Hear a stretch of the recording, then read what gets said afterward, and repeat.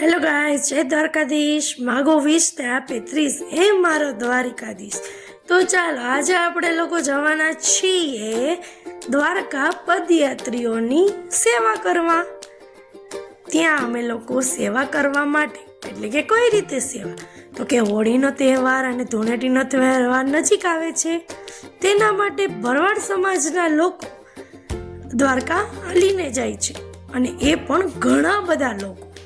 તેના માટે આપણે લોકો લઈને જઈએ છીએ પ્રસાદ. એમાં છે ફ્રૂટ ડીશ, જેમાં બધા જ ફ્રૂટ આવી જાય, અને એ પણ ચોકલેટ સિરપ સાથે. ત્યારબાદ સવારમાં ગરમા ગરમ ચા, અને એ પણ ચૂલે બનાવેલો. ત્યારબાદ ફરસાણ, અને ફરસાણમાં પણ ગાંઠિયા, લસણિયા ગાંઠિયા, મેથીવાળા ગાંઠિયા, ફાફડી ગાંઠિયા, તીખા ફાફડી, ચકરી, ખારી, ખાજલી, સ્ટીક વગેરે વગેરે. તો આપણે લોકો બધો જ સામાન પેક કરીએ છીએ. એમાં મારા રાજીબેન તો રવા માંડ્યા, કેમ કે તેમના પપ્પા જવાના હતા સેવામાં. ત્યારબાદ જે લોકો રહ્યા હોય તેના માટે વેફર અને પાણીની પણ વ્યવસ્થા કરેલ હતી. ત્યારબાદ અમે લોકો બધા જ ડીજે માં ડાન્સ કરવા લાગ્યા, કેમ કે ઉત્સાહ તો ઘણો બધો હતો. અમને લોકોને પણ જવાનો ઉત્સાહ ખૂબ જ હતો, અને છોકરાઓ પણ ખૂબ જ ઉત્સાહિત હતા, કેમ કે એ લોકો જવાના હતા દ્વારકા સેવામાં. તો જો બધા જ છોકરાઓ ફૂલ મોજ કરે છે. અને ત્યારબાદ અમે લોકો રમવા માંડ્યા ગરબા, કેમ કે અમને લોકોને ગમે તે કાંઈ ખુશીનો માહોલ હોય ને ત્યારે ગરબા રમવો બહુ જ ગમે છે. અને કહેવાય છે ને કે ગુજરાતીઓની આન બાન અને શાન એક ગરબા છે. એટલે અમે લોકો રમશું ગરબા. જો તમે જોવો છો અમે લોકો કેટલા ઉત્સાહિત છીએ.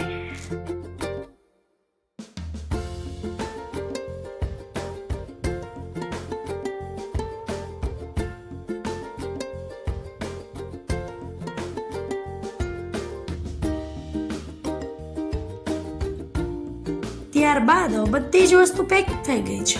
એટલે ત્યારબાદ અમારા રાજવીબેન રોતા રોતા બોલેરોને સાત્યા અને ચાંદલા કરે છે, કેમ કે કોઈ પણ સેવાકીય કાર્ય કરવું હોય તો પહેલા ભગવાનને તો યાદ કરવા જ પડે, અને એમાં પણ આ તો ભગવાનનું સેવાકીય કાર્ય છે એટલા માટે. તો ચાલો અમારા રાજવીબેન સાથીઓ કરે છે.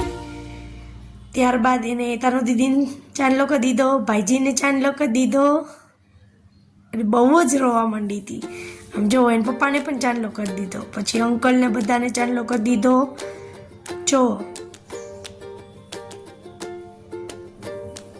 ત્યારબાદ અમે પાછા ફરી એકવાર રમવા માંડ્યા, અને રમવાની મજા જ કંઈક અલગ જ છે. એટલા માટે અમે લોકો રમવા માંડ્યા. જુઓ, અમને લોકોને રમતા જોઈને તમને પણ રમવાનું મન થઈ જ જશે. પણ એક ખાસિયત છે અમારી, કાંઈ પણ કાર્ય હોય ને ત્યારે ગરબા તો પહેલા હોય. જેમ તારક મહેતામાં દયાને કાંઈ પણ ખુશીની વાત મળે ને એટલે ગરબા રમે ને, એવી રીતના અમને લોકોને કંઈક મળે ને ખુશી, અને અમે લોકો તો ગરબા જ રમીએ. અને કહેવાય પણ છે ને, જેમ તારક મહેતામાં ગોકુલધામ સોસાયટી હસતી ખેલતી હોય છે, એવી જ રીતના અમારી પણ ગોકુલધામ સોસાયટી છે, તે પણ ખૂબ જ હસતી ખેલતી હોય છે. કાંઈ પણ નાની એવી વાત કે ખુશીઓ નથી કે જ્યાં અમે ગરબા ચાલુ કરી દીધા હોય. ત્યારબાદ આમ જુઓ અમે લોકો શું રમીએ છીએ, કહેજો કોમેન્ટમાં.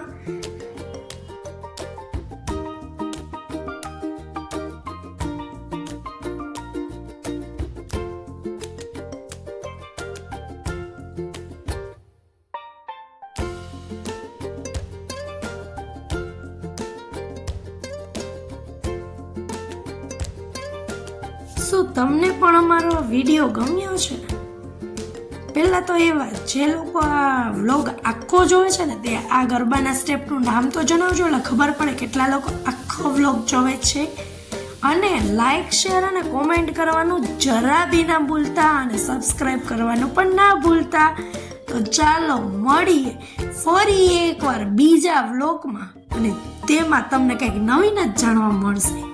અને